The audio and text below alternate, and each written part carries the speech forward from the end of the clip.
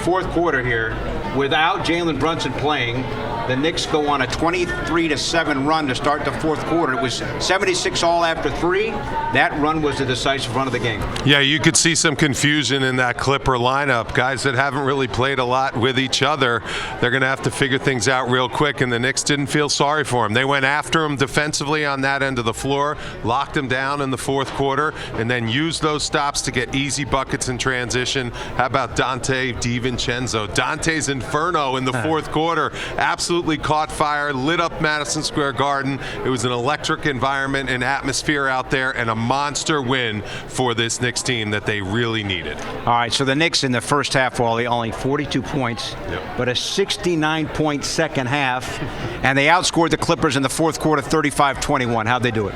Well, they started it with their defense. You got to get multiple stops against this team, and they did that. And then once they gained momentum, they really shared the ball. They really moved the ball. That's the key. It all started with Julius Randle, who I thought played his best game of the season by far.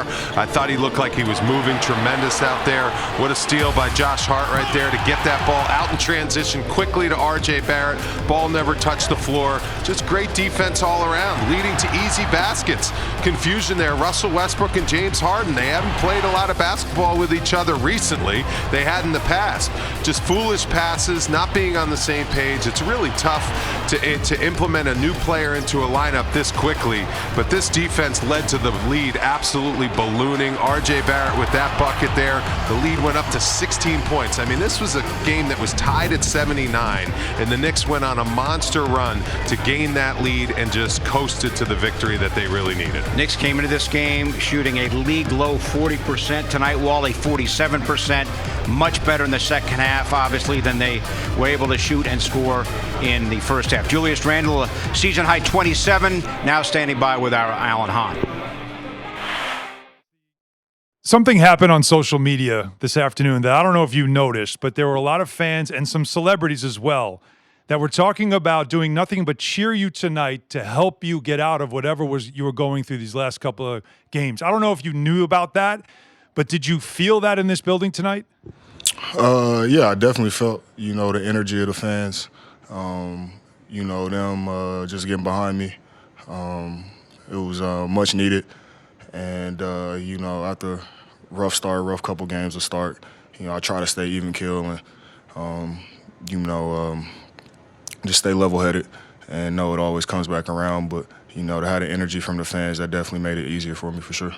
It seemed like also maybe you were a little more in attack mode, at least in the first half. Felt like you were trying to get to the basket more in this game. Was that part of the plan? Yeah, definitely. Just got into some different actions. Was able to get downhill and get the size out of the paint. So, yeah. Now, just from a team perspective, where the record is right now, you've been in every game. Just talk about the importance, though, of what this win was at home. You have a little bit of a homestand here before you go back on the road. How important was this game, knowing, too, for the Clippers, they come in here with a pretty special night adding a new player? It was very important. Anytime we get a chance to get on home court, it's our job to protect it. But it's our first win on home court this season. So, obviously we got to do it better. Protecting home. Did that tonight. It was a good start. We just got to keep it going. All right, back to you guys. All right, Alan, Julius, thank you very much. It's interesting. Tom Thibodeau pregame, Wally, talked about the need for Randle to try to make things easier for himself. He seemed like he was able to do that because he seemed much more aggressive going to the basket. That was the key. He had a matchup that he could take advantage of. Normally, Kawhi Leonard is one of the best defenders in the NBA, but he could not handle Julius Randle when he was around the hoop and when he was attacking the basket. The Clippers have no shot blocking. Also, Julius Randle knows that. He just put his head down. He stayed under control. The double teams weren't coming early, and he got himself some easy baskets. And once you get that percentage up by getting some layups and some buckets around the rim, then those threes start to fall. In rhythm, I thought he played a really smart basketball game. I thought his teammates did a great job of finding him. he didn't turn down shots like he had been doing at times. He's a very gifted scorer. He can almost create a shot for himself every time down the floor offensively. But the key for Julius Randle is to take smart shots, high percentage shots, and good shots. That's when your percentage will go up. I thought he played great within the offense, got 21 looks up at the basket, which is outstanding, made 9 of them, and that really helped the offense because he had been struggling to start the season. All right, Wally, over now to Allen. And Allen, don't forget, Randle also tonight with 10 rebounds. Yeah, and that's what you were getting from him even when he was struggling with his shooting was the rebounding because he was averaging the double-double already. So that part of it also is a good sign, and the Knicks have been a great rebounding team all year. But it was hard not to notice. It's why I asked him. I mean, there was something that was going on during the day in social media where a lot of people, I mean, Jerry Ferrari even, like, you had a bunch of celebrities doing this, and they were just trying to put like that good vibe out there because we all know that this building sometimes can get frustrated with a player when he's struggling. And the feeling was, man, get behind him. Let him feel it. Let him just get comfortable. And it looked like early on, I was in the building like you guys were, and you could hear the crowd just urging him on, like, come on, you got it, you got it. He starts driving to the basket, and you know what happens when you drive to the basket. While you make a couple layups, you see the ball go in the basket, and then you start to get into a rhythm. I don't know if he completely found that rhythm, but he certainly looked a lot more like the player we were used to seeing last year. And if this is a building block, it was a good one. I agree. It's a great building block. We knew Julius Randle was going to figure things out. I mean, he was a third-team All-NBA player, All-Star 2 of the last 3 years in a New York Knicks uniform. It was going to come. What I really loved was how he moved out there on the floor, Bill. I thought he did a great job of just making smart plays, making quick decisions, and I thought he looked healthier, too. You know, there were times coming off that ankle surgery that I thought he was making some moves that it takes time to trust that ankle after the surgery. And today, it just looked like he was flying down the court, up and down the court. He was changing directions very fluidly, smoothly, and quickly. And then when he got around the basket, he had that explosion back. He was able to jump over people. He was able to be physical and finish through contact. And that's something that I saw in the first couple games wasn't really there. It looks like he's getting to be 100% healthy. Alan, you look at the box score. Knicks outscored or outboarded the Clippers in this game 48-31. Mitchell Robinson, season high 13 points, and his second straight game, Alan, that Robinson grabs 15 rebounds. Yeah, I loved his game, and you could see how dominant he is and how, again, I'll say it again, how much bigger he looks now in comparison to a lot of other centers that he's been going up against so far this season. And I'm talking about not just height-wise, he's got the long arms, but just his physicality that we are starting to see him grow into in this level. So how many big rebounds also did he get when the game when you just felt like, okay, can they take control of this game?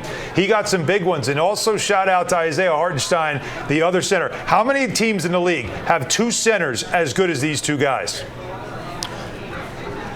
Let's now bring in Monica McNutt, who helped call the game tonight on the MSG Radio Network. Monica, what's happening on the court there? Listen, okay, you know I got to take y'all inside my experience, right? And so our terrific stage manager, Betsy, and I, we were trying to get my jacket to lay. It won't lay flat today. But I'm convinced that if my collar is up and we get 26 points from the bench, or 35 points from the bench and 26 points in the fast break, I must wear blazers this way the rest of the season because how can you have an issue with that?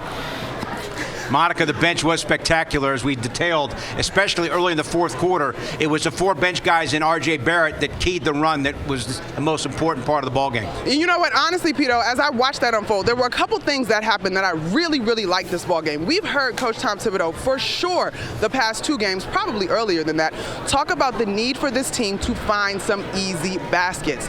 The bench unit or the secondary unit anchored by 1 starter, they got out in transition. They were able to move the basketball. They didn't settle for one-on-one basketball, which is just a tough day at the office with the caliber of guys that you have in this league that can defend. In fact, so much so that I actually thought when the starters came back in the fourth, the offense slowed down, and for a second I was a little bit worried until, frankly, Ty Lue waved his flag and pulled his starters. I'll tell you what, Monica, how about we all just go collars up today, right? Like, let's just do it. If that's what it's going to take, that's what it's going to take. They have rally caps in baseball. There you we go go. collars up here in the NBA.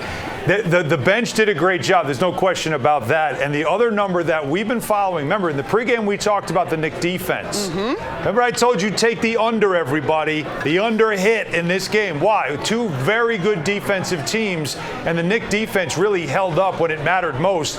And the number that we're watching here is what the Knicks are doing with turnovers. Forcing turnovers but turning them into points now. 35 points off turnovers in this game for the Knicks is an excellent number, Wally. As we said, the defense got set early this season. The offense will come, but the defense for this team through the first 6 games of the season has been really good. Yeah, and that's Tom Thibodeau's backbone. That's what he wants. I mean, he wants defense to be the heart and soul of this team. Defense and rebounding. He knows the offense is going to come. Jalen Brunson, he didn't force things tonight. He didn't have a great game. He didn't need to have a great game. That's what great point guards do. They allow Julius Randle and R.J. Barrett to carry the offense. You get timely shooting from Dante DiVincenzo in the fourth quarter. Josh Hart, you can see how important he is to this team. He just does everything to make winning plays. Big rebounds, big defensive stops. 7 assists for Hart, too. Pushes the ball in the fast break, just perfect passes. That Villanova DNA that we love to see out there in the Knicks uniform that wins championships, that wins basketball games. It was an outstanding performance by all those guys. I'll add to the Josh Hart comment, Wale. Dante DiVincenzo, 12 points and I believe 6 rebounds. It might be 7. I don't have the box score in front of me. But tonight, I just love the collective team focus and the energy they gave on both sides of the basketball. Pidto, you can't complain about that. Monica, keep that collar up. And by the way, the Knicks scored 111 points and Jalen Brunson scored only 7. Yep, exactly. Got a lot of the help, as we've talked about, off the bench. Randle and Barrett with big games, and the Knicks get a much-needed win over the Clippers, 111-97.